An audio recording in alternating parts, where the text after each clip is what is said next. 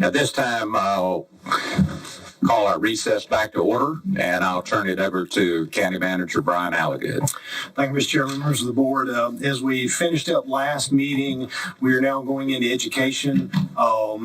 With the board's permission, what we'd like to do is move forward with the school system, the community college, and then back up and get DSS. We talked about that. They were not able to be here because they had a DSS conference. Pick them up and then move our way through public safety. Dr. Cheeseman's here tonight to answer questions, any questions the board may have about the school budget. He's got a graduation he's got to go to, so we've got him first up, and I'll kind of kick that off. You'll see in our recommended budget, we obviously had that in place like we did last year before we got the information, the final information from school. So we brought the current expense forward from last year, and then as you'll recall, the finance officer was speaking with the board about the restricted sales tax money that by statute has to either be encumbered in a special reserve fund or transferred to the school system for capital expenditures.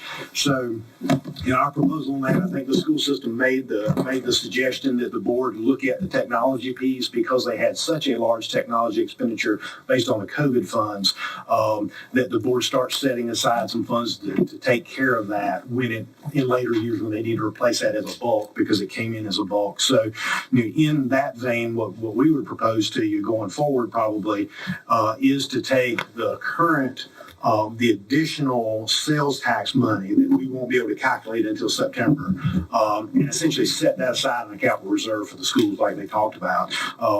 We did bring forward in this proposal for the new fiscal year under cash capital, we did bump that to 1.675, and that's based on what we estimate the sales tax would be. So the board would then need to look at that. I mean, you may want to leave all that way it is. You may want to take some of that as well and move it toward a reserve to be able to build that fund up when they need it later.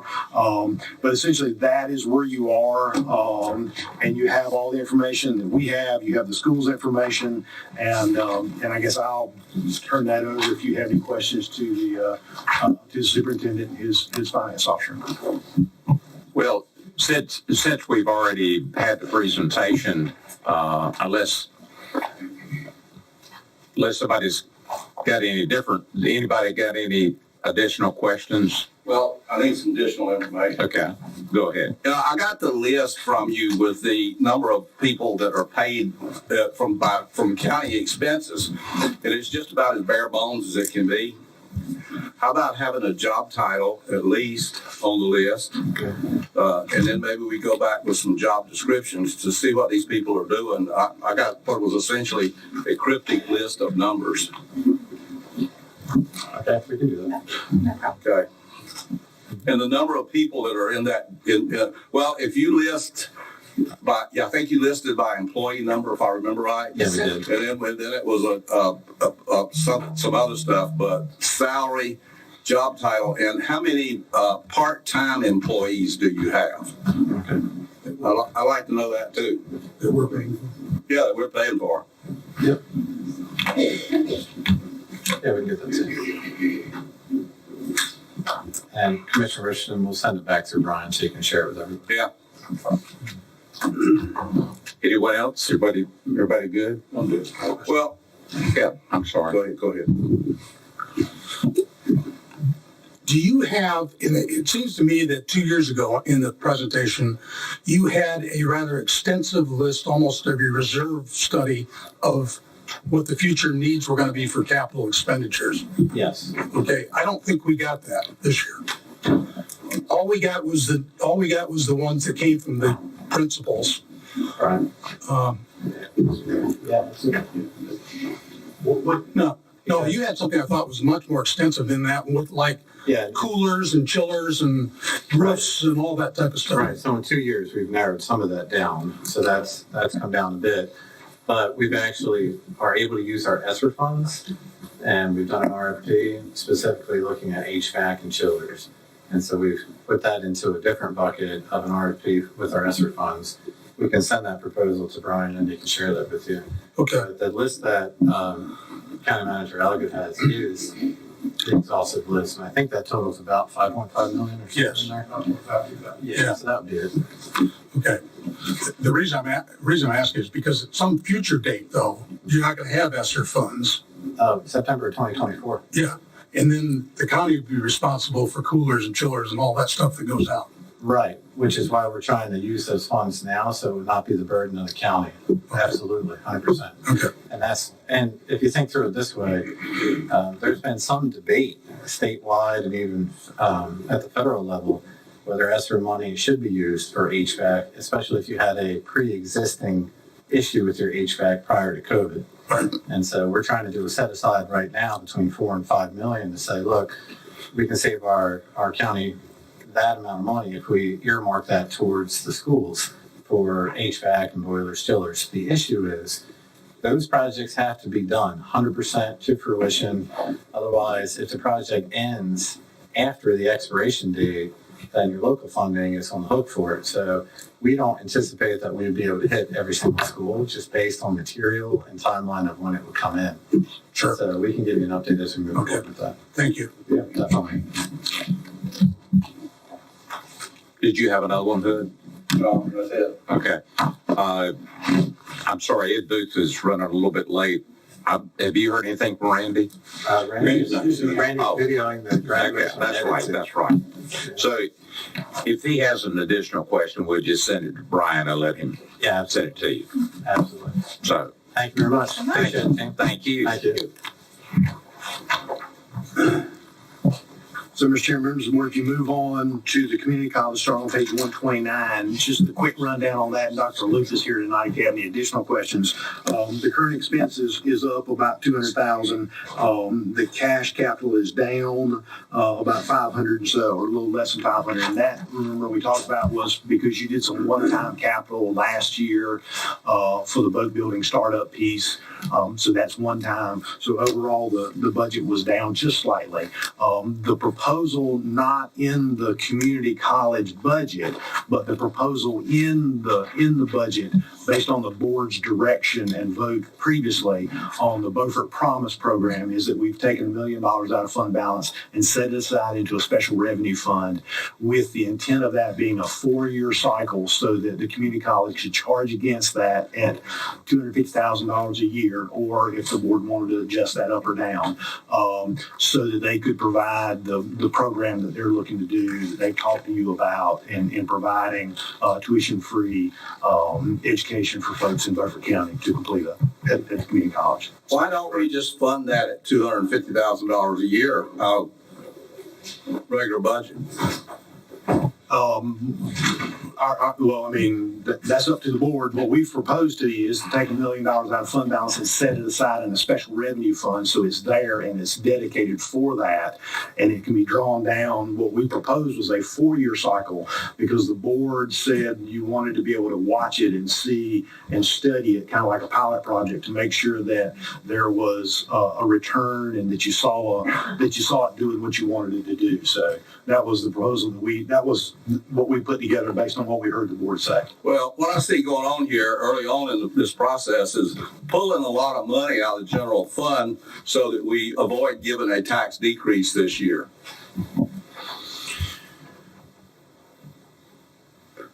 Well, I mean, that's certainly one way of you could look at it, if that's the way you choose to look at it. The way we see it is as a way of enabling the county to better and enhance its workforce development processes and to certainly work towards trying to stop the out-migration of students here moving forward, which we continue to see.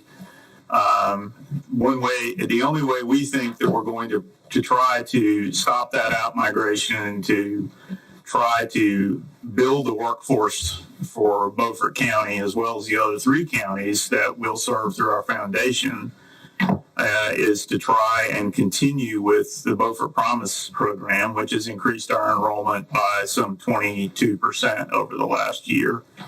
Otherwise, we think that folks are going to continue to leave the area and go to other places to go to school. this is a good way for us to really try to plan in a strategic way for the workforce development and thus the economic development for Beaufort County for the next 4 years at the very least and beyond, we think. And so that's why we're asking for this commitment from the county to enable us to strike down one of those barriers, being tuition and fees in this case, for those students who are going to stay here. We're not talking about the dual enrollment students or the students who are in early college, high school.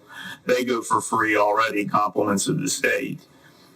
This is for the students who are going to stay in the area, hopefully, who are in the career and technical education programs or who are 18 to 45 years old or beyond, who are seeking to improve their career technical abilities. And it could be in short-term workforce development like CDL, truck driving. It could be in welding. It could be in mechanical engineering technology. It could be in HVAC. So it's for the trades and for career and technical and for older students in particular. So that's our plan. What we're doing now is investing in our young folk as well as some of our older folk, and so what's being proposed is a good thing, and I think you'll see it come to fruition. Thank you, Commissioner. Let me go back on that just a minute. We've already admitted that we don't know how this program is going to turn out, that we're going to keep an eye on it. We are funding 2 complete school cycles, 4 years. You know, as far as I'm concerned, it's money down another rat hole. Fund it annually so you can look at it and see what it's doing. Because what's been proposed is a 4-year guarantee with no performance standards. So it's not good government, it's not good spending, and it's not good for the people of Beaufort County. Well, I think the performance standards have to speak for themselves in the enrollment of the students and continuing enrollment of the students at the college. Students vote with their feet. And if they're going to come and they're going to stay here instead of driving past us and going to Pitt County or to other places, then they're going to continue to enroll at Beaufort. I think that the fact that we're proposing to limit what Beaufort County would spend on this just to Beaufort County residents. It would be for 9 or more credits, which is about the average of what students who are with us now who are taking free tuition and fees, complements of the HERF federal funding are taking, or 50-hour programs related to career and technical training on the continuing education workforce side. So we think the proof's in the pudding with respect to whether the students stay or not over time. Sure, the students who are coming from Pitt County or from Lenoir County or wherever right now may not stay with us because they'll have to pay the full freight. But the proof will be in how many of the Beaufort County students stay with us and come to us, because we will be able to remove that barrier, one of the barriers for our students, which is most of the tuition and fees. Most of our students are poor. They are working poor, which means that they are folks who have multiple part-time jobs sometimes, or even a full-time job perhaps, but they have the cost of attendance, which is, of course, going to be health care, child care, transportation costs, all those other things that are still barriers out there that they're going to have to try to cover through some other means. So for us, this is a way of trying to invest, as Commissioner Langley said, in the future of workforce development and economic development for this county. I think it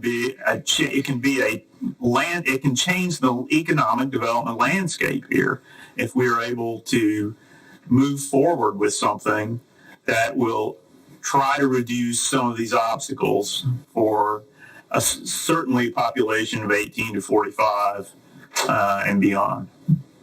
Commissioner Rebels, did you?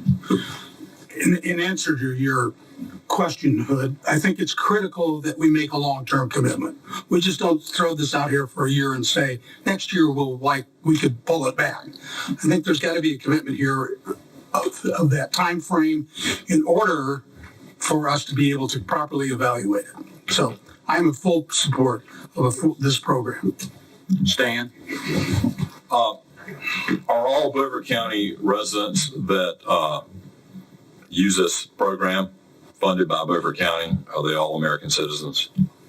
I can't guarantee that right now, but if that's something that the commission decides that it wants to require, then that's something we will put into the guidelines. We did talk about that. That's something we would put into the guidelines for the I program. thought that was going to be in the guidelines. Well, we haven't put together the guidelines yet because it hasn't been funded. Well, So it will change from what it is. Board that Yeah. should be in the guidelines. Yeah, well, it would be in the guidelines. Like I say, after you guys decide whether or not you want to fund it or not, we would Okay. put it in there. All right.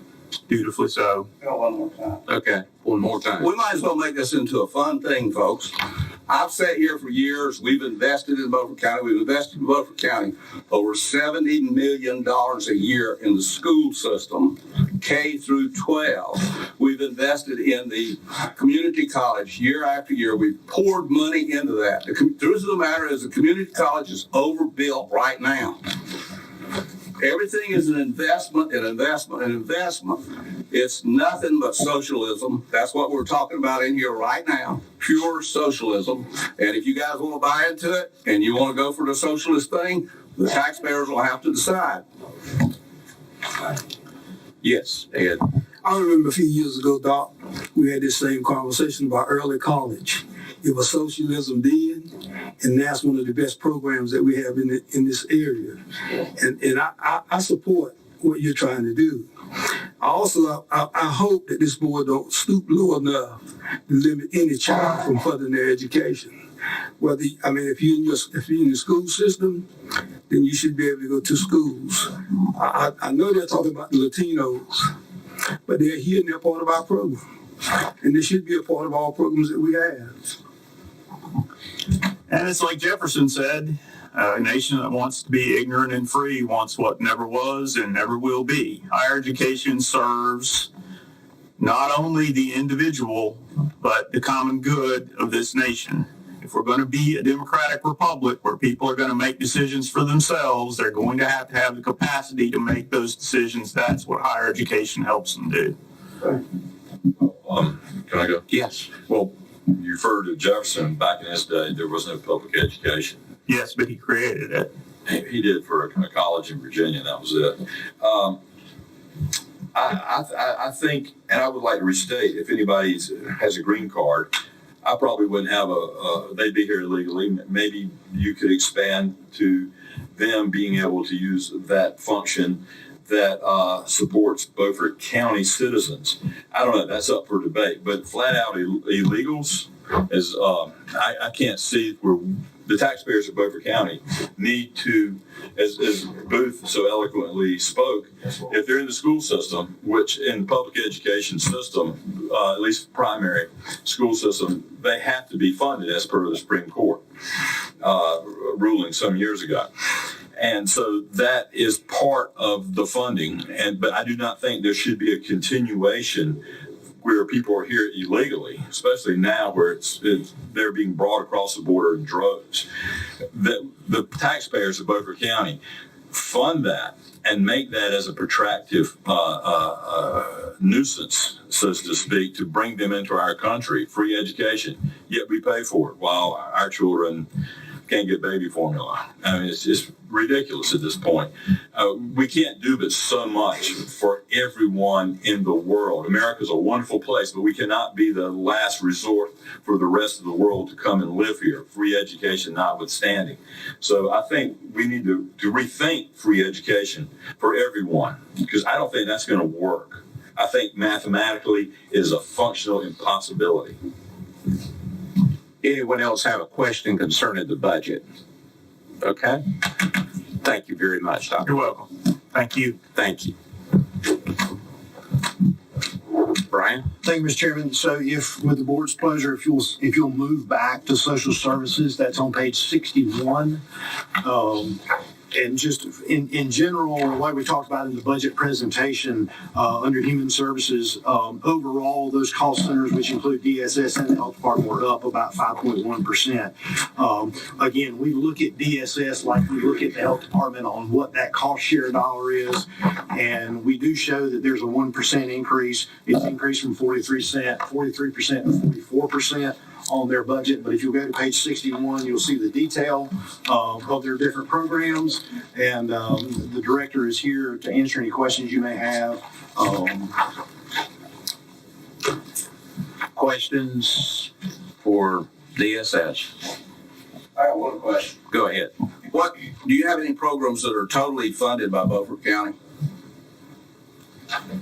No, we have the community alternative program that the county funds some towards, and the home and community care block grant that the county funds some towards, but none that I'm aware of totally funded by the county. Okay, thanks. Anyone else? Thank you very much. Thank you. Yeah, you might as well sit in here I and think we'll wait a little bit. let Kelly tell you when it stops raining. We can see the rain. Okay. Okay, Brian? Thank you, Mr. Chairman. Moving on to public safety, the sheriff's office, and the sheriff's office is included in the sheriff's office, the jail, and E911 communications. That starts on page 135. And the chief deputy is here to answer any questions that you may have. Again, the overall picture that we talked about in the budget presentation was that yes, the departmental budget is up a little bit, but that's also in considering that we've got inflation that's hitting us pretty hard. They have a tremendous amount of vehicles that are on the road. Gas prices are up. Gas prices are going to continue to be up. We've tried to take some of that into consideration. We anticipate the census in the jail will go up. There has been some issues that we need to address on meal costs to make sure that we're able to cover those.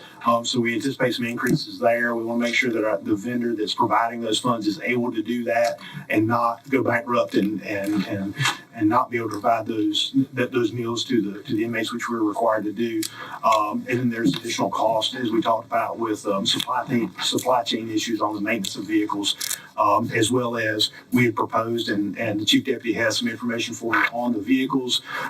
As you recall, several years ago, we had kind of come to a gentleman's agreement that we would try to get to 10 vehicles in the replacement cycle.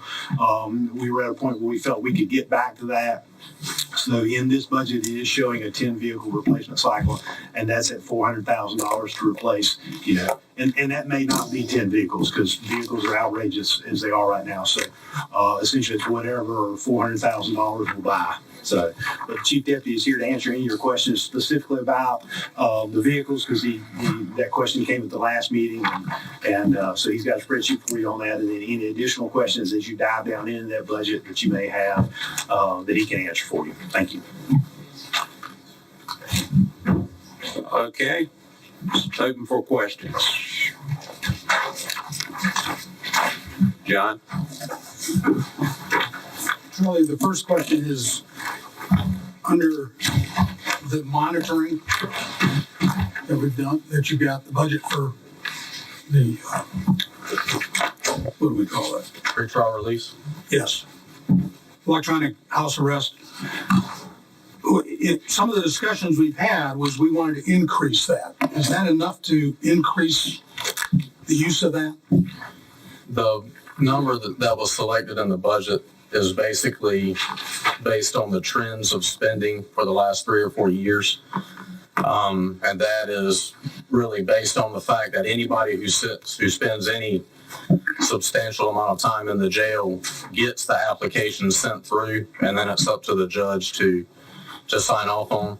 So if we were to increase the amount of monitors that we have and increase the number of people, then we would need to spend more than the $40,000 that we have. It's just we budgeted on the trends that we've had for the last handful of years. That's basically a contract service though, isn't it? It is. We use a vendor that, but it's not, it's pretty much a pay-as-you-play type deal. We are charged on the amount of units that we have at any given time, and we can increase or reduce those units based on the workload that we have any time. Okay. Charlie, Were you finished? No, I was just going to ask about the storage rent, Go ahead. which is a 100% increase over last year. Yes. What's happening? Well, we had an opportunity come up over, well, let me start back a little bit farther than that. We've needed to address storage issues for the last several years. And up until recently, what we would do is we would have storage units inside the Clico building that's near Kugler Field. Right. And every time a unit opens up, we would absorb that unit. So we were slowly getting to the point that we were in control of more and more of that building so we can satisfy more of the storage needs, mainly from the Oakland building, but some from the court annex where our drug unit is housed as well. You know, if you go, anybody who comes into the sheriff's office right now, you know, in any corner of the building, we've got filing cabinets, we've got boxes, we've got different places that we're about 8 pounds of stuff in a 5-pound bag. So we were looking to get more storage. Over the last year, we had an opportunity with the same vendor that owned, or the same people that own Clico. They purchased a building that Roriton owned at one particular point in time, and they were going to make that into a mini storage. So instead of us continuing just to absorb more space inside the Clico building that we are, they gave us the opportunity to rent the entire building, to make modifications as we needed to that building, and then that's where we are now. So if anybody would like to come take a look at that facility, then just get in touch with me, and we Is that a long-term lease? No, we can't. Pretty much anything that we try to do, once again, we go by the rules that you have from the county, and I try to get any agreement that we have at the sheriff's office, I try to keep at a year or under. So it's a little bit cleaner for us to handle that. And so the first bit was a 6 month to get us in, and then after that, it's going to be year to year on the fiscal year. So we can get in or out at any particular point in time. And the owner of the establishment has worked with us very well. Shirley, I'm having a senior moment. What is inmate out of facility services? Okay. So several years back, and let me get to the jail portion. Several years back, there was some questions and requests that Commissioner Richardson made to break out some of the costs for inmate medical health. Okay. So working with finance, we sort of drilled down into those numbers that would have just been at that point inmate medical, and put it to the point where you can see more of the funds that are being used for medications, for in-house medical when the health department came on board, and for the medical costs for inmates that are outside of the facility would be if we have an inmate that's being housed in the prison system as a safekeeper. I got you. And then they go to the hospital or have surgery or anything else, that would be where you would see that. And as more information would be, not just with the state prison system, but if the person was at a sister jail somewhere and they had medical, then you would see that in that number. Thank you. Yes, sir. Yes. Ed?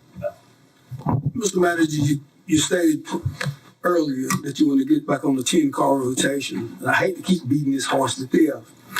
In your same statement, you said we will buy as many as we can for that money. So what happens if you want to get on a 10-car rotation? What happens if you can only buy 5 that money is allocated for? What happens then? I think we do the best we can with what we have.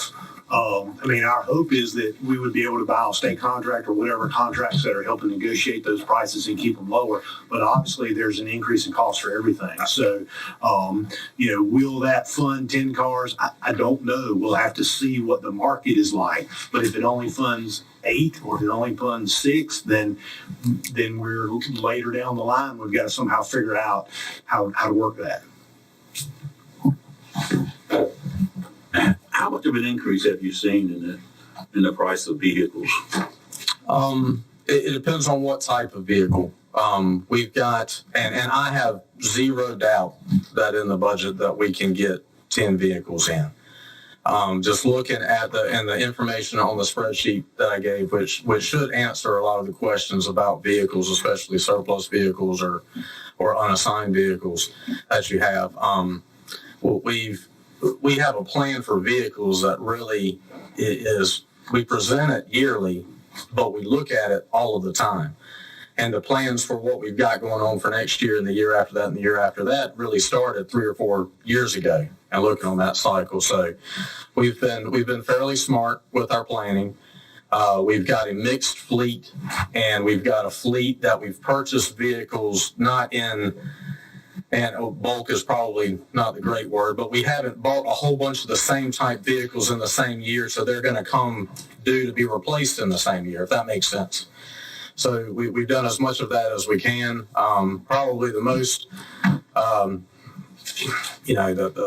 worst part of anything of the planning right now in vehicles is that the Dodge Charger is slated to come off the line.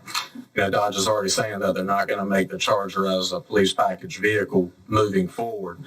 If that is like what happened when the Ford stopped making the Crown Victoria, then we're good, because they said that they were going to stop making the Crown Victoria for 10 years. But so we've got to plan ahead on that. The Charger has been an absolute great sedan for us at one of the lowest price points. They were lower than the Chevy. They were lower than the Ford, and they were good. They've been really good cars for us, even though other agencies had issues with them. So I think that we'll be able to, with the funds, be able to fully outfit 10 vehicles, which means that we can replace the higher mile vehicles that we have now and the ones that will be high mile vehicles by the time we get those outfitted, which won't be until really January of next year. So once we get the budget, we order those vehicles in September or October, we get those vehicles in and get them outfitted. It's actually, the beginning of next year before we get any vehicles at the earliest. So, but I'll also would be willing to answer any questions that the commissioners have on the spreadsheet that I just gave them as well. Did I hear that we anticipate that the jail population will be up next year? Yes. Why? Well, we're seeing, if you look at the trends over the last 2 years, we're sort of getting out of the COVID push down of population. We are still at the point now where our numbers can fluctuate from anywhere between the 50s and the 60s, depending on what's going on, which is low. But we still haven't had a lot of the inmates that we would have based on the trial courts are still not running full. The admin courts are still not running full. And probation, which is probably the biggest piece, probation is still leaving us alone. So we're not getting many inmates as far as weekenders, which weekender is really a misnomer. We can have a weekender anytime. I mean, a weekender might be slated to come from Tuesday to Thursday, and we're not having any of those as far as in our numbers go. The dips and dunks and what are the other names that probation uses, they're not really using those right now to keep our numbers down. But eventually it's going to get to the point where the court system is running business as usual.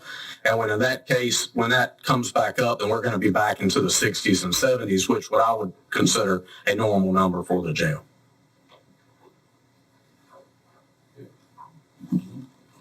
Everybody's good?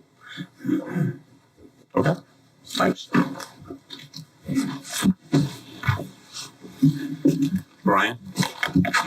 So the next is emergency services, which starts on page 145.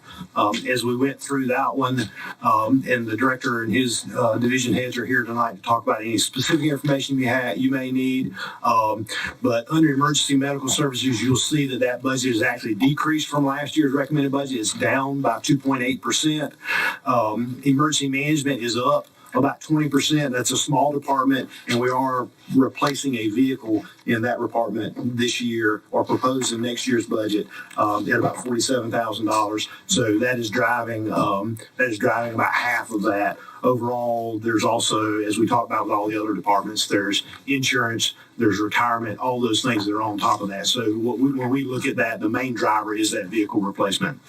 And then under animal control, you'll see they're up about 13%. There's some additional equipment replacement that they need to do. Obviously, a lot of stuff gets worn out. There's some work we've got to do on the kennels that we need to do to make sure that those are sealed up so that so when the state comes to inspect that everything's good. There's also a proposal in there to do some capital equipment and to redo the sign out front so that we can probably help out with some better advertisement and getting folks to the shelter and helping adopt animals. So those are the three pieces of the emergency services budget, and be glad to answer any questions or pass those over to the director and his department heads if you have any specific questions, if we need to drill down on those. Gentlemen, John.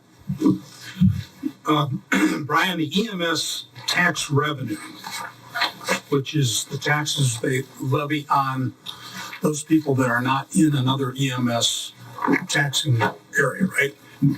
There are districts, so everybody is in a district unless you live in the city of Washington, and then the city of Washington covers theirs. Right. And Bath, which you're going to get picking up, and Belhaven. Belhaven pays their own now, and come July 1, if the board approves it, then Bath will roll into Right. and we'll be charging. Okay. And there are no changes across any of those this year. Okay. The question is the tax revenue that we're getting from the taxes we're levying on those nonprofit districts, is that sufficient to cover the expenses?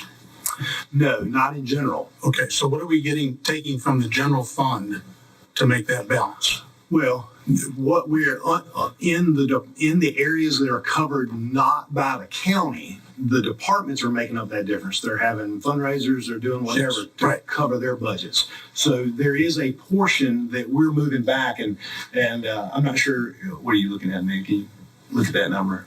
904. 904,000 is the district tax. Okay. Yeah, that's on page 20, Okay, right? General fund. Yeah.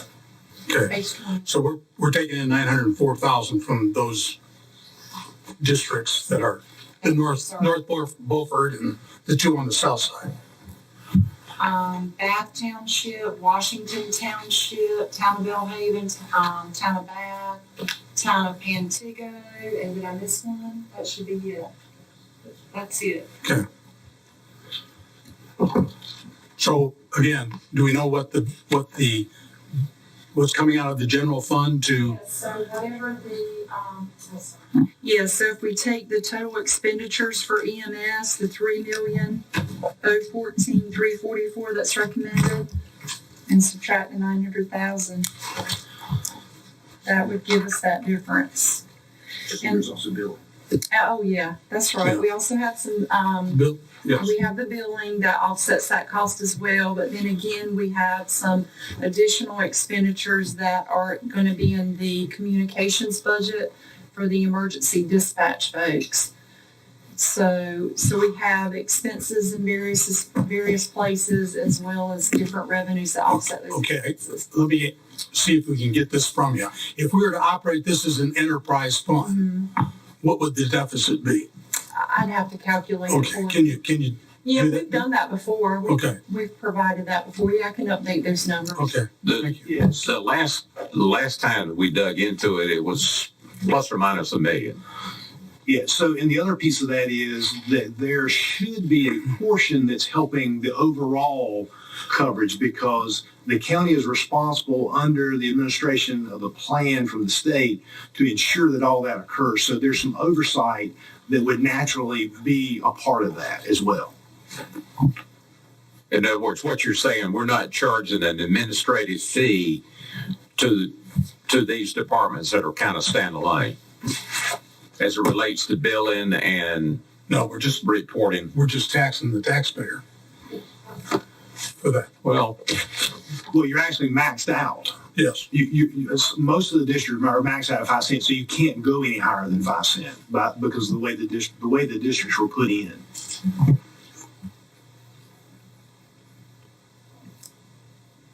So the difference is just being made up out of the general fund, general fund. which is the taxpayer across all all taxpayers in the county. But no district can go higher than 5 cents. That's correct. But there was statutorily, there was a way to put those districts in. And as I recall, when the county put them in, they essentially did the short form way of doing it. And when you do the short form way, you can only go 5 cents as the maximum you can go. If you'd done it a different way and done essentially the long form way and done some other stuff, you could have gone higher. But the county chose to do the short form kind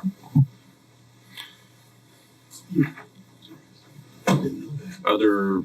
Other questions? Okay, we're good. Okay, so the next piece is forestry service, and that starts on page 151. And as you'll recall, this is an agreement you have with the North Carolina Forest Service in the state of North Carolina, in which the state pays 60% of the budget, and Beaufort County pays 40% of the budget under a cooperative agreement. So they give us their budget, what they anticipate, and we match that up. The budget's up a little bit. I think they've got some replacements they've got going on where we're showing 2.5% increase for $4,200. The good news about that is if they don't spend it, they're one of the agencies in the state. If they don't need it, they don't spend it. So we don't match up against it. So typically our budgets come in under unless there's a big forest fire, unless they've got to do something here locally. And we've had that happen before where they've used the whole budget, or we've actually had to throw a little bit more to them. But if it's a good year, then we're okay because we match up against what they spend at 40%. No questions, or we'll go to the next item. Okay, and then the next item is other emergency services, and that's on page 153. Those are a couple of things that the board helps out with. The Sydney Dive Team, you have historically funded them at about $10,000 each year. I believe there's a service expansion this year from the Sydney Dive Team. You know, they were given some money by another county to help out. And I think what they're asking for, not in this, but in the expansion budget, is some additional help just for some additional training because they got the extra helmet and they needed to train on that. We also provide funding. The county also provides funding at $3,500 for the volunteer fire department safety house. And that's essentially the house that they pull around on the trailer that helps kids understand how to get out of a house when there's smoking, when there's fire, and to teach fire safety. So the county's always committed to helping out and making sure that piece of equipment is usable and is updated as it needs to and can be taken around all the different places for kids to get education on fire. And then the medical examiner, you'll see in that budget we've got about $45,000. The medical examiner charges when they investigate suspicious deaths throughout the county, and the county's on the hook for that by statute. And typically what we see is about 15% of all deaths.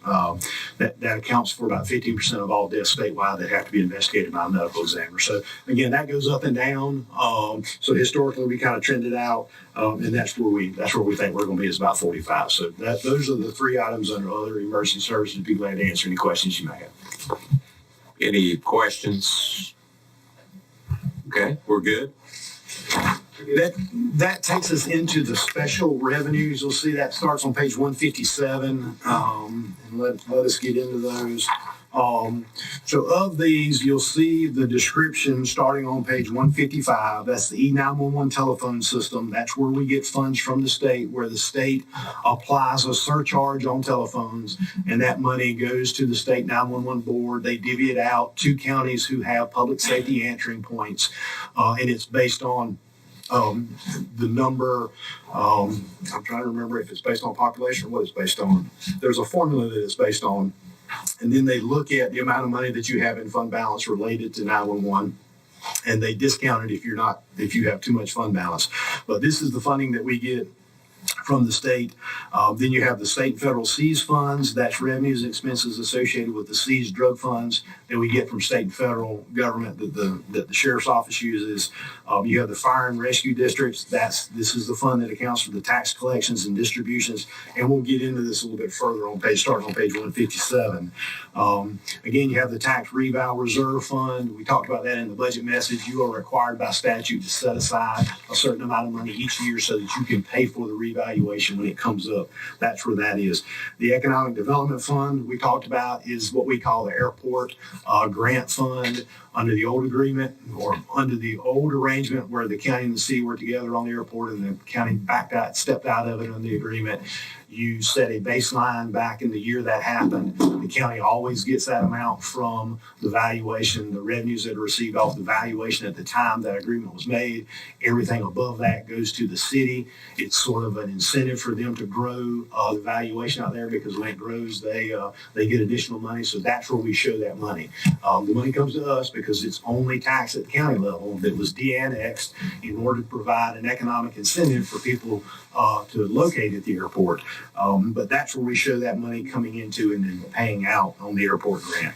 The capital reserve fund is funds that set aside for future capital purchases. The home community care block grant services, that's for eligible seniors, that comes from the state. The healthcare reserve fund, you'll recall, that's the fund that the county received when they closed out the trailing liabilities for Providing Health System.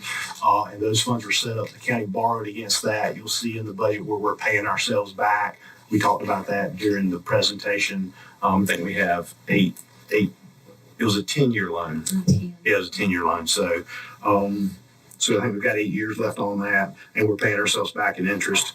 Then you have the facility and capital reserve fund. That is where you set aside 1 penny of your tax valuation a couple of years ago to go to projects for capital. We'll get into that in detail. EMS Special Revenue Fund, starting on page 156. That accounts for the EMS billing. That's where you get the collections. We use a collection firm to help us with that. There's also the debt set-off, and that's been successful for us, where if people don't pay their bill, the statute allows us to send that to debt set-off so that it will come out of someone's tax returns or it will come out of their lottery proceeds. So we're able to collect that money. Then you see the additional special revenue funds that are 4-H, Cooperative Extension, and DSS. You'll remember 2 years ago, GFOA, the Government Finance Officers Association, who sets the standards for accounting, GASB standards, said you've got to account for these funds in a different manner. They were essentially being accounted for under those departments. So we had to pull those out. So those are special programs they have. The example is like in 4-H, the 4-H special. So they have the livestock show and sale. They have summer camping, 4-H programs. That's to account for those funds and make sure they're taken care of appropriately. So we had to do that for 4-H. We had to do it for the Cooperative Extension. We had to do it for DSS. And then you have the new one, the Beaufort Promise. That's where the board voted to say set aside funds for the education at the community college. So that is where that sits. Starting on page 157, you'll actually see the detail. This is the revenue side. And then if you go to starting on page 159, you'll see the expenses. So looking at that, you'll see, just starting at the top, and I'll be glad to answer any of the questions as you go through it, but no sense me going through it completely. Like the 911, you have the 911 surcharge that's estimated at $116,817. You got fund balance appropriated out of the 911 fund of $29,936, so a total of $146,752 that the state considers to be eligible 911 revenues that you can expend funds on. So then if you look on the other side, if you look on page 159, you'll see the E911 expenditures. They balance out. You'll see we're recommending $81,000 for telephone, $19,000 and change for software, maintenance, $11,000 for hardware, furniture, and then training at $24,000. And these are all eligible expenses that the state says you can use that special money for. If it's not in one of those categories, then the county's got to pick it up. So there's certain things like radios. You're not allowed to use 911 funds. Again, it's one of those things we just beat our head against the wall sometimes when we go to the General Assembly and they say, well, you can't spend, or the state 911 board says you can't spend that money because of statute. And essentially, you can do everything in receiving the call from the 911 system to putting it in the system to being getting ready to dispatch. But then once that happens, it has to be picked up by a county dollar. So it's really a flawed system in the funding piece of it. And that's something that is an argument back and forth every year. I don't know that it'll ever change. But that 146,752 matches up with what we show in the revenues, and that goes throughout all of it. So you'll see, all the way down the tax valuation, you'll see the MS districts. So if there are any questions relating to those, be glad to answer those. But those are the details of those big pieces. John? Maybe you said this, but I didn't hear it. Why are we almost off 50% in the 911 surcharge? We're off about 50% because 50% of what they do over there is non-eligible for 911 funds. You can't spend 911 funds on it. All you can spend the money on in 911 is answering the 911 call, getting the 911 call to you, answering it, and putting it in the system. You can't pay to dispatch it. You can't pay to get on the radio. You can't pay to do those things associated with it. You can pay for the phone lines and the dispatching software and those kind of things. So what happened last year? What do you mean? Why were we able to spend almost 50% more last year? The funding that they gave us each year, in fact, we just got the letter today and the email from them, from the 911 board that says, here's how much money you can spend next year. It's based on our fund balance. So essentially they dinged us a little bit and said, you've got fund balance sitting there. And since you have some fund balance, we're going to ding you and not give you as much because we want you to spend down your fund balance. So we're spending some of our fund balance down, but the state 911 board is doing that on purpose to try to make counties spend down their 911 funds. Good. Okay, the 4-H Special Revenue Fund, we fund that to the tune of $36,000 a year. No, there's no county money in that. Okay, where does that money come from? That comes from their programs. They collect that money? Yes, sir. Right. So it's in and out, but we have to account for it and show it. Cooperative Extension Special Revenue Fund, is that the same thing? Yes, sir. Same They thing. collect that money. Self-supporting. They just have to pass it through us. Yes, sir. We have to show it. DSS Representative Pay Special Revenue, where does that money come from? So, yeah, it's federal funds. They write us a check for that? Yes. What do we use that money for?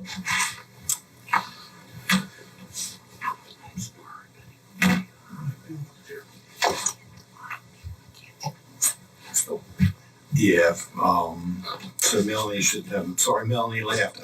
We were just talking about that. It's restricted client funds that are for wards that folks who need custody for someone who can't look after themselves, essentially. So it's their money, Yes. not our money, their Yeah, money. there are no county funds in this. I got you. Okay. John? One last one, Brian. Under the C's funds, why are we adding fund balance to that? Because there's actually fund balance there. There's fund balance in the C's funds, right? Yes, sir. So the sheriff's office is saying, we want to spend this much money out of that. And so we added some fund balance to it to be able to equal that. Can you give us the fund balance in these accounts? We can. I mean, you can pull that for you. Okay. Don't have it right off the top of our head.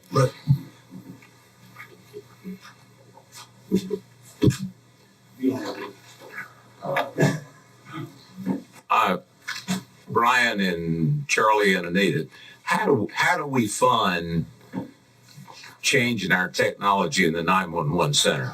And where I'm going, I'm assuming right now we cannot, if somebody is in a hostage situation and they try to send a text, will that go through at the 911? Can you pick that up, a text?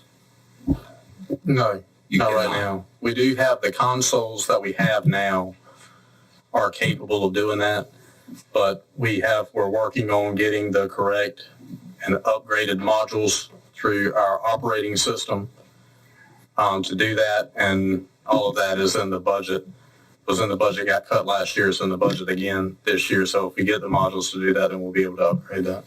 The actual 911 money that's collected from people that live in Beaufort County, does all that go to Raleigh to one central place, and then you've got to petition the board for a grant or something to get the money back?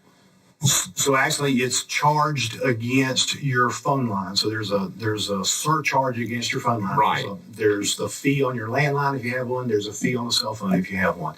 Those funds are collected by the state. They go to the 911 board, and then they take some of that they take a cut out of. And use it for statewide programs like flying aerials. It used to be that was not something that was funded. The state took over that with the 911 funds. So they fly the state once each section of the state gets flown once every 3 years. So the eastern part of the state will get flown, central part of the state, and the mountains will get flown. They use 911 money to do that. The 911 board does, and we get those maps. Everybody in the state gets those maps. Then they have a formula in which they send funding to each 911, each primary public safety answering point, PSAPs. And you're able to use those money for specific things in the legislation that are allowed. Like I say, radios are not allowed. They will pay for training. They will pay for the equipment. But you can't, one of the things that was very, that I thought should have been as clear as day to the folks in the General Assembly. They did a presentation to them and they said, here's what you can spend. We're going to show you what you can spend 911 money for, the way you have in the legislation. So they had the person on the dialing 911, they had the telecommunicator header answering the line, taking the information, and then they said, I'm getting ready to dispatch, and they cut it off. And they said, you can't pay for anything else. So the county is required to step in at that point, pay for all the radios related to that, and ensuring that information gets passed back. So there's always a push to the state to try to expand that. Unfortunately, years and years ago, there were some bad things that were done with 911 money. Some counties, before it was as tight as it was, some counties were buying fire trucks with it, things like Well, that. yeah. So originally, the money went to we put it in a special fund, and then we just drew down based on the legislation. But because of abuses, the legislature, in their infinite wisdom, put controls on it. That's correct. Mr. Chairman, if I may add just on that, some of the fund balance that we still have goes back to, I'm sure that most of you will remember when the state was pushing for an identical backup PSAP to be built in the county. So when they were pushing funds for that, so they can say, whatever you have in your main office, we want the same stuff, same building. And there were some agencies, and we were one of those that sort of pushed against that, so that we had the money that they were saying you can use for that. But we didn't spend it on that, and now we're sort of paying the price to get back to where the 911 thinks that we should be as far as funding goes. We have, through the director of 911, we've tried to push and push and push to see exactly what we can use those funds for and the ways that we would use those in our office, and we're getting sort of pushed back on that. And that's the breakaway from that is that the 911 board say, all right, we're going to give you less funds until you have the money that we think you should have. Jared? Brian, based on what you said, so the modules that the sheriff's department need in the 911 center, you said anything that's incoming until they dispatch that the 911 money should fund. So therefore, if what you're looking for is to cover text messages coming in, that should be applicable. It can be, and I think that's what Chief Deputy's saying is we're able to cover that. We're just not there yet. It's in the process. Well, he was saying that in the budget that it got taken out, so if that being the case, it should have never been taken out. That's what I'm thinking. He was talking about the duplication. No. Vice Chairman is very correct. Where it gets squishy is that program that runs that is also attached to Motorola, who runs a lot of the radio systems and the computers, and also owns Spillman Summit, who is our CAD operator now. So you can't just go in and go, I want this piece of the text to 911. You've got to buy this package to get that, and some of that would be covered by 911 and some of them wouldn't be. I mean, they're going to get their money. I think we're good. Oh, I'm sorry. No, you're fine there. Under the page 160, Medicare cost settlement, 500,000. Do we know how that's going to be allocated out? Is this the cost settlement that we went through last year? Yes. Okay. So where Medicare is giving funds to the county, excess funds? Okay. Yes, any excess Medicaid funds, Right. it's distributed back to the counties. Okay. I would like to know before we approve the budget how that's going to be allocated. It will be allocated. The methodology will be the same as last year. Well, I don't know what the dollar amount will be until the settlement is approved. this is an expected amount? That is, yes, a budget amount. It's an estimated amount. It goes to the general fund, doesn't it, when it comes in? That's what we're doing now. Part of it goes to the general fund, but because we bill on behalf of agencies, they get a portion of it as well. Yeah. Right. And that's going away. It's going to get less and less each year with Medicaid transformation. When they change that, there's going to be less and less cost settlement. Right. Essentially, it'll go to zero. That's right. The original theory behind that was the federal government messed up in apportioning funds, and then some senators and congressmen set up a deal for disproportionate share for poor counties, and there's all kinds of things that go into it, but it has to eventually disappear. We're good. Thanks. Brian? Thank you, Mr. Chairman. So moving on out of the general fund now into the enterprise funds. And of course, as you recall, enterprise funds are set up as business-like services in that you are providing a commodity or an item or a service for folks. And you do that in a business-like manner in which you charge a fee or a rate for that service. And the people who use that service are essentially paying for that, and you hope that you're able to cover all that in the full ride. So there are two of those. That is the water fund that is separate. You'll see in the water fund, that budget's about $8.3 million. You do show this year is the completion of the rate study that started back in 1819. So now all the districts, there are 7 districts, and all of those districts are now uniform in their rates. You remember at one time, bug flying around. At one time, we had different rates across different districts, and the board's direction after we looked at it all was to make those uniform. When you consolidated all the districts financially under one system, when you did that several years ago. So we're now at the end point of that. So this year, all the rates are the same across all the districts. So in some districts, it went up a little bit, and some districts went down a little bit, but now they're all uniform. We are continuing the capital improvement plan for the entire water system that was established back in 1819. $183,950 are recommended as capital, and then we are funding some contingency at a little over $28,000 in the water fund. There are some additional water projects that are out there that are being funded that the board's chosen to fund under ARPA, so that helps us overall in the enterprise fund. But that's where this is, and Public Works Director is here to answer any questions you may have about the water districts. Questions, John?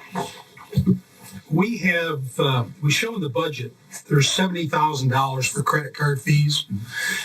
And that's an increase, but I know that the credit card companies are increasing their fees. Is it going forward? It started about a month ago. Are we going to be in a position that we need to take a look at whether or not we have a surcharge on credit card usage? And I don't know, is the water district the only place that we accept credit cards? Tax office? Yeah, we accept credit card payments for taxes. However, for taxes, the county cannot absorb the credit card processing fee. It has to be passed on to the citizen. Okay. With an enterprise fund such as water, we've always considered the credit card processing fee as a part of doing business, just like a merchant would. But now there is an option that was approved a couple years ago where merchants can pass that fee along to the customer. Used to not be able to do that before that. Well, I think if we start seeing year over year, these rates start to go up, we ought to probably take a look at that to keep ourselves whole.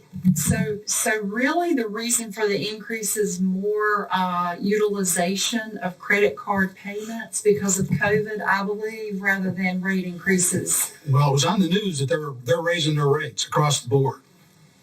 I have not seen any rate increases. They tried to increase our rates about 2 or 3 years ago when they passed the rule where you could pass the fee along to the customer. Sure. And I called and renegotiated those back down. But I've not heard of any increases, but I'll definitely check into that. Okay. I really feel like it's more of utilization of people paying online and by phone with a credit card because they don't want to come into the office during COVID. Okay, thank you. Um, right offhand, do you know what the fund balance is in the water enterprise? I mean, you can email it if you. I can email it, but it's probably close to 8 million, somewhere Okay. around there. But I'll email you exactly. And also the solid waste, just both of them. Yes, sir. I'll send those to you. I had that written down. Okay. John had written it down on his sheet too. So We'll be glad to get that to you. So you ready to move on to solid waste? everybody good? Yeah. Okay, so solid waste is your other enterprise fund.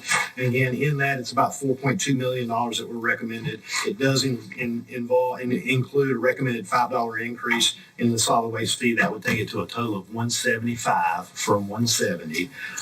And that increase is recommended to pay for the increased costs of disposal and inflation. Obviously, the solid waste industry, we're not decreasing any of that. We are a throwaway society, and people are just finding more stuff to throw away, or they're buying more stuff to throw away. There are some efforts under the solid waste department to look at some recycling efforts they're trying to bring back into play. But that is not going to take out of the residential solid waste a significant portion where it's going to drive that down. I mean, it's going to help a little bit, but it's not going to be a significant player, unfortunately. We just got a lot of stuff. We are a throwaway society. So those costs continue to go up. We are we have how many years left, Christine, on our solid waste contract? 4. So we got 4 more years on our current solid waste contract. So there is, as you recall, in that contract, we had a fixed rate for a certain number of years, and now we're in a fluctuation that's based on CPI. So there's some increase moving forward on that based on CPI. And then we'll be, like I say, in 4 years ready to renegotiate that and try to drive those down again. But it's just a really difficult market. We don't have much control at all. And that was a decision that was made many years ago. Some counties got into the business of solid waste. They have their own landfills. County once a blue moon ago had a landfill. They are extremely expensive. There are a lot of environmental pieces related to that. And they're very difficult to locate now. So our challenge is that we're kind of at the mercy, because we don't own one ourselves. So we can't really say you'll bring it to us and this is what the rate will do. We're kind of at the mercy of the market to what the providers will say. And it's really interesting. I mean, it is it's all about negotiations and long-term engagements and all sorts of stuff, because you may have a different rate. You may have a provider in one county who gets one rate and another provider in the same county who gets another rate, and they're hauling to the same landfill. So it's really interesting how it all works. But we are locked into our contract. We are continuing, just like in the water fund, we're continuing to show an administrative fee that's being paid out of those enterprise funds back to the general fund to offset the costs where general fund employees are doing work for those enterprise funds, which only makes sense. It's only fair. We're transferring $50,000 into the solid waste fund balance in an effort to build up that fund so we can start doing capital improvements like we need to. And then contingency is funded, slightly at only $8,000 in contingency. So again, we struggled with that fund to try to make it where it needs to be. As you'll recall, several years ago, we had it in the general fund. It was being heavily subsidized by the general fund, and it was really hard to see how much money it was costing you. So you were subsidizing it with general tax dollars. Now it's really clear what it costs, but it's almost embarrassing how much it costs when it comes down to disposing of solid waste. And it's just going to take a change in society and how we deal with that to make any significant impact on it. I'm sorry, I couldn't hear you. How many people being charged just under the $170 a month? Do you have that? Last time I checked, it was 22,000 plus. Close to 23,000, I believe. There is some other money that comes in. Is it from the white goods, yes, tires? So there's some of that, but part of that is, and it's relating to using those. So the white goods is used to provide for disposal of those white goods. To be able to recapture freon in some of those white goods because you can't dispose of that into the atmosphere. The tires, we use that money to pay for disposal of tires because we're required by the state law to do that. So yes, there are some programs, but with those programs comes expenditures that are related to those programs. You want to take a stab on the fund balance in solid waste? You got, I think I looked at that number for Christina and West, and it was about 650,000 a couple months ago. Am I remembering correctly? Y'all don't remember? Some of y'all. I'm going to say about 650 is what I recall, but I would like to double check those numbers and email you. so there is enough money as we move forward with the engineering work to be able to. Yes, we have verified that. All right. Any other questions on solid waste? I have one. Okay. To what extent will we be able to use some of the ARPA funds for solid waste now that we know solid waste will qualify? So essentially you could, whatever the board decides they want to use, you could, because the way we're showing that to the federal government treasury is that we're reimbursing ourselves for personnel costs that's allowed. It's essentially exactly the way we did under the CARES funds. So we free up the restrictions that are placed on it, and it gives us a longer time frame. So that money will that money will offset, the money will come in, we'll show that we're using it as a revenue loss, and those funds are used in that revenue loss to provide reimbursement for personnel in emergency services and sheriff's office and public safety that's allowed under the expenditures. And then that frees up the county's dollars to roll to fund balance that then allows you to use those funds to do other things that were originally restricted. Now you're free to use those for other things. So, and the time frame goes away too, because remember, under ARPA, you got to have it spent and committed. You got to have it committed by 24 and spent out by 26. If you do it this way, you don't have any time frames. So under those parameters of expenditures, we could quite possibly use that money for anything this board deems as a wise use of the funds. You could use it for within solid waste. You could use it for anything that you are statutorily allowed to spend money on any program. Beyond solid waste. Okay. Right. I think we've asked Christina and the consultant to move forward with the plan on the super sites. Yeah, but that was before we found out there was extra money. We were just heard from the manager, we are a throwaway society, yet we do nothing with recycling at this point. If we're going to do a super site, we need to consider what the functional possibilities of bringing a more robust recycling attitude towards the super site, so that maybe our society will be less throwaway and better citizens. Yeah, I think that would be a good possibility. That's a conservative method, a conservative measure. Okay. Are we finished? We are on the enterprise funds. We'll move to where you see the internal service fund. This is the workers' compensation fund. Just want to hit that briefly.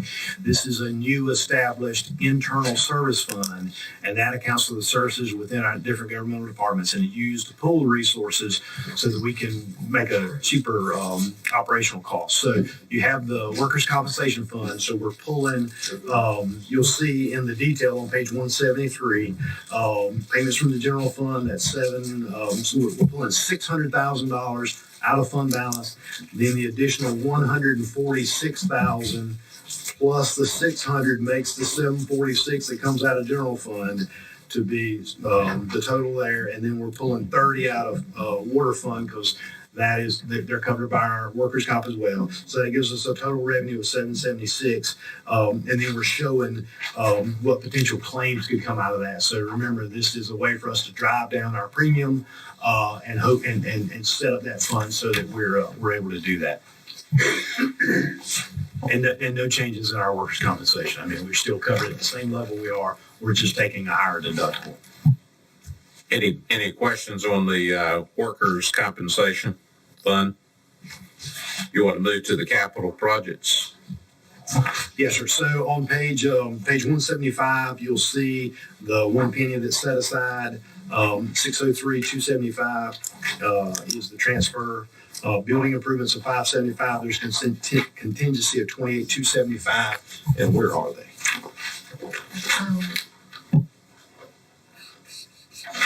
I think I misput the page in the book. I'm sorry, I'll need to get that.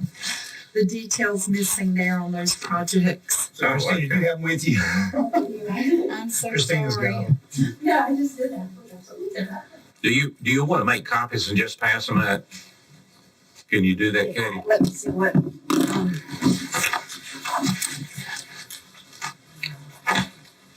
I can see if I have it presented so that you can do that.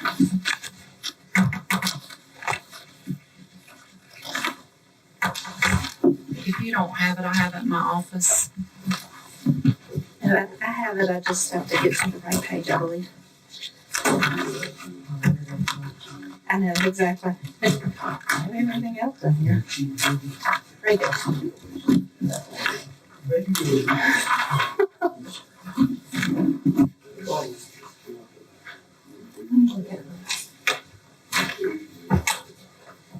So, Mr. Chairman, while we're waiting, allow me if you want to, if there are any questions as you move to page 177, you will see our administrative charges, how we account for the administrative charges to the general fund. You'll see that percentage, what it's based on. It looks at our there's an allocation study that's done every year that we're required to do for DSS because those cost allocations are required under that program, and we use those to look at how we charge back against the basis for each of the funds. So, any questions on that? Anyone have any questions on the breakdown for the administrative? Have any of these percentages changed significantly from last year? Do you know? No, not really. I mean, because they're based on general time, like the governance time by the board, and then most of it, when you look at invoices paid by the fund, number of computers, splitting the actual cost of mailing the annual bills, and then 50% of the tax collectors. So there's a little bit of change in them, but nothing tremendously significant. Anyone else? Okay. Then the last piece that's in there is on page one, starts on page 179, and that's the fee schedule, the fee manual that we present to you each year. And these are the fees that we lay out to return or to pay for some of the activities that are done. So, there's general stuff, copies, tax collection fee, return check fees, and then you get into the details where you have solid waste, you have registered deeds, you have plan and environmental, all the specific items that they're charging for. So we lay that out for you each year. You'll see, occasionally during the year, you'll see some changes to this. We take a snapshot and we hope we get it. We have everything we need, but especially like in the health department, they'll have a new drug that comes out or a new vaccination that comes out that they've got to charge for. And so we get it in. That's why you'll see these come to you occasionally throughout the year. Or if there's a change that needs to be done based on a terrible increase in cost to us, we will make sure we pass that along instead of paying for it out of general funds. And then, of course, the last piece is the expansion piece, and that starts on Thursday. So the way we'll run that is we will have the departments come in first. So governmental departments will come in. We'll do general government first. We'll do enterprise funds second, and then we'll do outside agencies. And the way that's set up is if an outside agency is requesting new funding, so if they've never been funded by the board before and they want you to fund them, they'll come in and make their pitch to you. If they are an existing entity that's being funded and they're asking for more money, then they'll come in and ask you for that additional money. So they'll make their pitch to you. Our internal departments will make their pitch to you. Generally, as you look at it, there's I'll pitch to you the general fund stuff that talks about everything, that hits all the departments, but individual departments will pitch their own. It kind of keeps me out of the middle of it and so that I don't play favorites on something that I think you probably ought to do. Because it's the department heads who can pitch that to you and say why they think that. And of course, the budget is the board's budget to amend and look at and get done for your constituents, which you want to get done for. So, Got a request. You're doing one as it relates to the COLA less the reimbursements for health and DSF. yes, that's correct. And Anita ran those numbers today. So what we showed you based on a CPI from March 21 to March 22, which were the latest numbers we had when we were putting the budget together, because the numbers always come out a month later. So we had the 12-month for March, and that was a CPI of 9.1%. So we went in and calculated, starting at 5% up to a 9% COLA, what that would cost the general fund and then what that would cost each enterprise fund. And then Anita went in and worked out what the difference would be, because remember in DSS, this was just a broad calculation, but in DSS, there's a reimbursement from the state, so they pick up generally 50%. Some higher in some programs, some less in other programs, but generally we look at it about 50%. And in the health department, there's also the same way. So you've got those numbers, I think, and if you can share those. I think she's pulling a lot right now. Well, you could share it with everybody with an email. It's fine. The other thing I was going to ask you is on the 401k. I'm assuming that's taking us from where we're at now up to the 5%. Can you let us know what 1% would be on the 401k? So if we stepped it up over a 2 or 3 year period? yeah, so in general, and I don't want to get, since we got some time, we can talk about it. The reason, and I pitched this to you last year, and I think it's a really good thing to help employees. And you do a little bit of that right now. I mean, there's a slight match that the county does. I think if the employee puts in 1%, the county puts in 1%.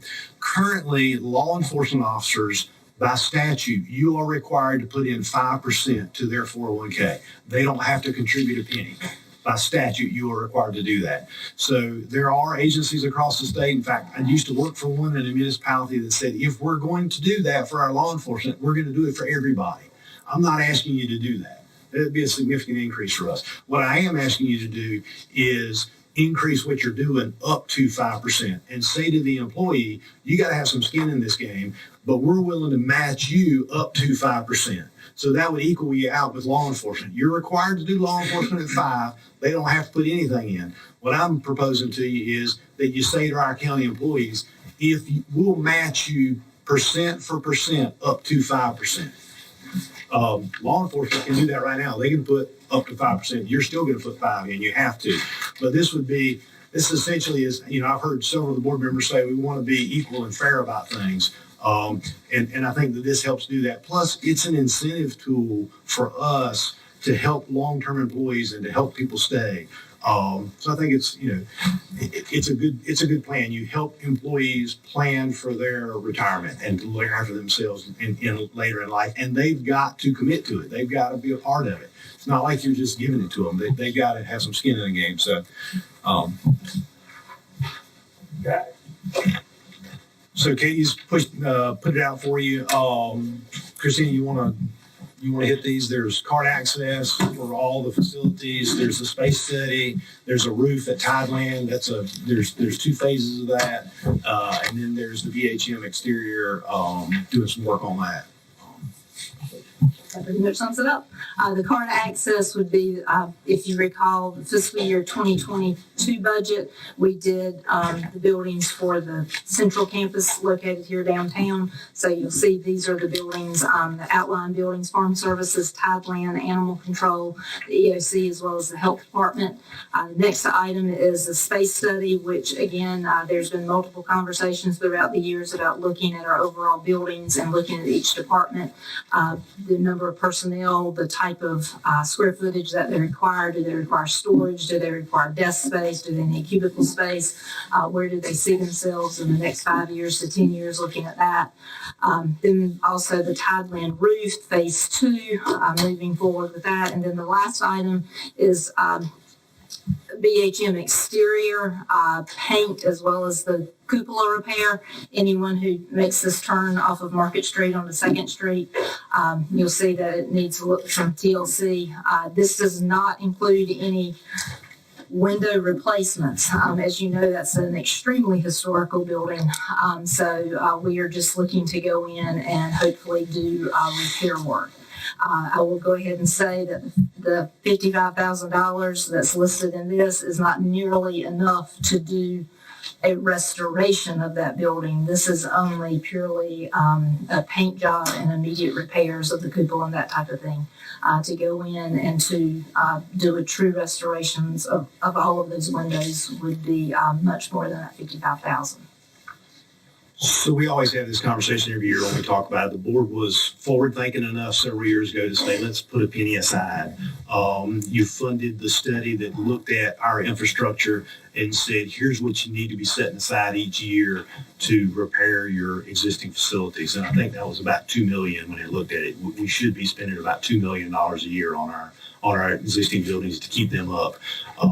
You see what the second phase of, and that's not the entire roof at Tideland, that's the second phase of the roof at Tideland, is $350,000. So, we have a roofing plan in place. We did that several years ago. We had an engineer come in and look at all our roofs, give us a roofing plan so that instead of running around with our heads chopped off and trying to patch holes here and there, we got into a roofing replacement schedule where we were fixing roofs, fixing them correctly, and then moving on and making sure that they were set, and we had 20-year, 25-year lives on them, and then we were moving to the next one.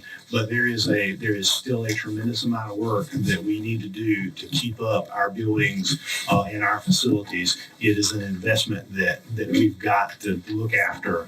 I think I made the comment to you one time. It's like if we don't do that, it's like adding a second bedroom on a house without fixing your roof. If rains come in your roof, you don't add new stuff until you fix and repair your old stuff. We got a lot of stuff we got to fix. Now we've made good progress, and the board's pushed that, and we certainly appreciate that. But there's still more to go, and we would appreciate your help moving forward on that. The Tideland roof, which building are we talking about? Where the Board of Elections is housed. Board of Elections Board of out on, Elections. okay. And then BHM, which building are we talking about there? The library on the corner, the old court, the historic courthouse. Okay. Ed? Mr. Manager, I know you stated that we saw foresight to allocate a penny, and this is just something I want to throw out there. You also stated that we got about $2 million behind it. 1 cent, how long will it be before we ever catch up? Okay. So a penny for us is about 600.